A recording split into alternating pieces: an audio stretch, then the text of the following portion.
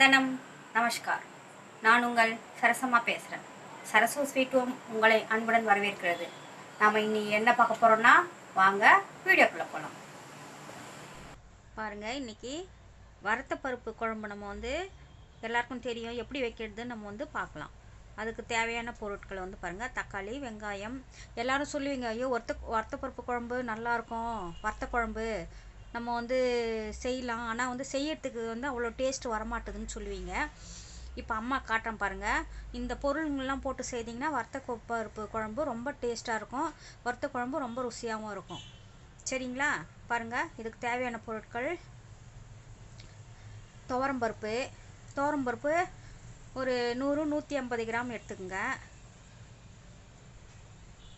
எல்லாமே வெங்காயம், தக்காளி, காஞ்ச மிளகா, ஒரு மிளகான்னு இல்லையா, காஞ்ச மிளகா அந்த மாதிரி இப்போ எடுத்துக்கோங்க. ஃபஸ்ட்டு நான் சொல்கிறேன் பாருங்கள்.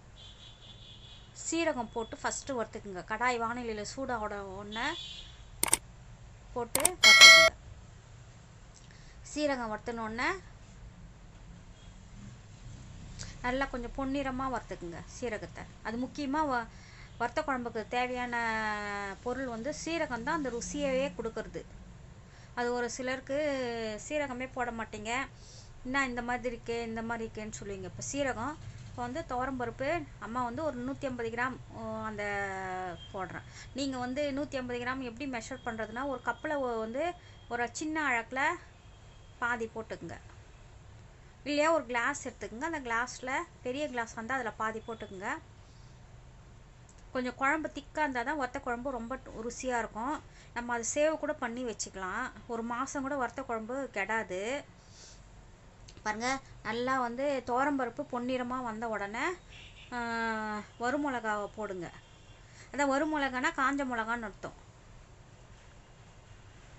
காஞ்ச மிளகா போட்டு நல்லா அதையும் வறுத்துக்குங்க.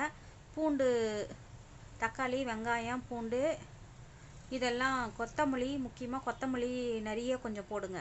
நல்லா கொதிக்கிற தண்ணியில், குக்கரில் கொதிக்கிற தண்ணியில் தக்காளி, வேறு எதுவும் போடாதீங்க, தக்காளி, வெங்காயம், பூண்டு,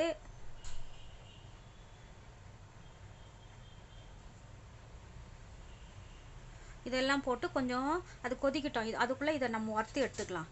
சீரகமும் துவரம்பருப்பும் காஞ்ச மிளகாவை வறுத்து எடுத்துக்கலாம். பொன்னிறமாக வந்துடுச்சு பாருங்கள். பொன்னிறமாக வந்த உடனே நாம் அதை எடுத்து இந்த கொதிக்கிற தண்ணியில் தக்காளி வெங்காயம் இப்போ தானே போட்டோம், அந்த தக்காளி வெங்காயத்தில் போட்டுருங்க. லைட்டாக மஞ்சள் தூள் கொஞ்சம் போட்டுக்குங்க. அந்த கொதிக்கிற தண்ணியில் தக்காளி வெங்காயம் போட்டோம் இல்லைங்களா, அதில் மஞ்சள் தூள் கொஞ்சம் சேர்த்துக்குங்க. காரத்துக்கு வேறு எதுவும் நம்ம சேர்க்கறது கிடையாது இந்த வறுத்த குழம்புக்கு. சரிங்களா? மஞ்சள் தூள் கொஞ்சம் போட்டுக்குங்க. நல்லா தண்ணி கொதிக்கிட்டோம், ஒன்றும் இல்லை. இப்போ நம்ம இந்த வறுத்து இருக்கிறோம் இல்லைங்களா, அதை எடுத்து பருப்புலாம் எடுத்து, பருப்பு கொஞ்சம் நல்லா கொஞ்சம் பொன்னிறமாக வறுத்துக்குங்க. ரொம்ப தீஞ்ச மாதிரி இருக்கக்கூடாது, தீயாத மாதிரியும் பச்சை வாசனையாகவும் இருக்கக்கூடாது. துவரம்பருப்பு அது ரொம்ப முக்கியம், தெரிஞ்சுக்குங்க. தீஞ்ச மாதிரி இருக்கக்கூடாது, பச்சை வாசனை வரும். இப்போ எடுத்து நம்ம அந்த இதில் கொட்டிடலாம். தண்ணியில் கொட்டிட்டோமா, சுடு தண்ணியில் அந்த வெங்காயம் தக்காளி போட்டோம் இல்லைங்களா, அதில் கொட்டிடுங்க. இப்போ கொத்தமல்லி கொஞ்சம் நிறையவே இருக்கட்டும். நல்லா கழுவி அதில் கட் பண்ணி, சிறுசாக கட் பண்ணி அதில் சேர்த்துக்கின்னு குக்கர் எடுத்து வச்சுருங்க. குக்கர் நல்லா விசில் அடித்து சில்லுன்னு ஆறின உடனே இப்படி எடுத்துடுங்க. இப்போ எடுத்து பாருங்கள், எல்லாம் காஞ்ச மிளகா எல்லாமே நல்லா பாருங்கள், துவரம்பருப்பு நல்லா, பெருங்காயம் கொஞ்சோண்டு போட்டுக்குங்க அதில். பாருங்கள் நல்லா வெந்துடுச்சு. இப்போ நல்லா நம்ம புளி தேவையான அளவுக்கு உங்களுக்கு புளி போட்டுங்க. ஒரு நெல்லிக்காய் அளவு புளி போட்டுக்குங்க. சரிங்களா? இல்லைன்னா புளி கரைசல் கூட எடுத்து கடைசியில், நான் புளி கரைசல் தான் அம்மா சேவ் பண்ணி வச்சுருக்கீங்களா, அதில் நான் ஊற்றிக்கிறேன்.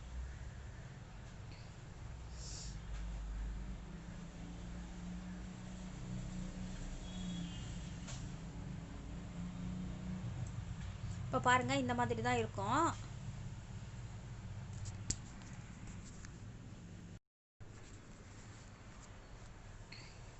நல்லா இப்போது புளி போட்டுக்கிட்டிங்களா? புளி போட்டு கொஞ்சம் புளி வந்து கடைசியில் போட்டுங்க. இந்த மாதிரி புளி போட்டுக்குங்க. உங்களுக்கு தேவையான ருசிக்கேற்ப புளி வந்து சேர்த்துக்குங்க. ரொம்ப நல்லாயிருக்கும் வறுத்த குழம்பு. நீங்கள் வச்சு பார்த்துட்டு அம்மாவுக்கு இந்த வீடியோ உங்களுக்கு பிடிச்சிருந்தா லைக் பண்ணுங்கள், ஷேர் பண்ணுங்கள். சரிங்களா? சப்ஸ்கிரைப் பண்ணுங்கள். நம்ம குக்கரில் போட்டு அந்த காலத்தில் கல்ச்சட்டியில் போட்டு நம்ம இது பண்ணுவோம். இப்போல்லாம் அது பண்ணுறதில்ல. நான் வந்து மிக்சிலே போட்டு நல்லா மைய அரைச்சிக்கிறேன். சரிங்களா? மிக்சியில் போட்டு ஒரு முறை அரைச்சி எடுத்துக்கோங்க. ரொம்ப நைஸாக தேவையில்லை. கொஞ்சம் ஒரு கொஞ்சம் இந்த பதத்துக்கு வந்து அரைச்சி எடுத்துக்கோங்க. வறுத்த குழம்பு ரெடி ஆயிடுச்சு. இப்போ நீங்கள் இதை ஸ்டோர் பண்ணணும்னு நினச்சிங்கன்னா திருப்பியும் அடுப்பு வைக்கணும். திருப்பியும் வந்து கடாயில் வந்து வச்சுட்டு அதை நல்லா சுண்ட அந்த தண்ணி பபுள்ஸ்லாம் வருது பாருங்கள், அந்த மாதிரி வராமல் நல்லா சுண்டி எடுத்து திக்காக எடுத்து ஃப்ரிட்ஜில் வச்சிட்டிங்கன்னா ஒரு மாதம் கூட அது வந்து கெடாமல் இருக்கும். நான் அப்படி இல்லை, இப்போவே நம்ம செய்துட்டு இப்போயே நான் வந்து டெய்லி செய்து இது பண்ணிவிடுவேன். இப்போ தாளிக்கிறதுக்கு பாருங்கள், எண்ணெய் ஊற்றி வச்சுருக்கோமா, எண்ணெய், கடுகு, உளுந்து,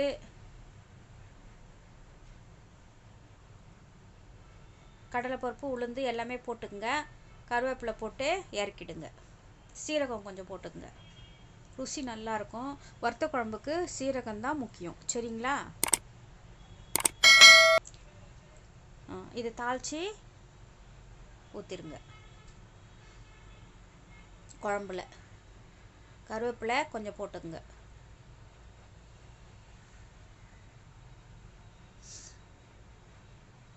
கருவேப்பிலை போட்டு இப்போ குழம்புல ஊற்றிடுங்க. குழம்பு ருசியான வறுத்த குழம்பு இப்போ சாப்பிட்றதுக்கு ரெடி ஆயிடுச்சு. பாருங்கள், நல்லா திக்காக இருக்குது பாருங்கள். இது நீங்கள் ஸ்டோர் பண்ணணுன்னா சொல்லிட்டேன், கடாயில் வச்சு நல்லா கலர்னிங்கன்னா அந்த பபுள்ஸ் தண்ணி வர அளவுக்கு எடுத்துடுங்க. எடுத்துட்டு நல்லா திக்காயிடும். அப்போ எடுத்து ஸ்டோர் பண்ணிக்கோங்க. சரிங்களா? இந்த வீடியோ உங்களுக்கு பிடிச்சிருந்தா லைக் பண்ணுங்கள், ஷேர் பண்ணுங்கள், கமெண்ட் பண்ணுங்கள். இந்த வீடியோ பிடிச்சிருந்தா லைக் பண்ணுங்கள், ஷேர் பண்ணுங்கள், கமெண்ட் பண்ணுங்கள். பெல் ஐக்கான் பட்டனை ப்ரெஸ் பண்ணுங்கள். நன்றி.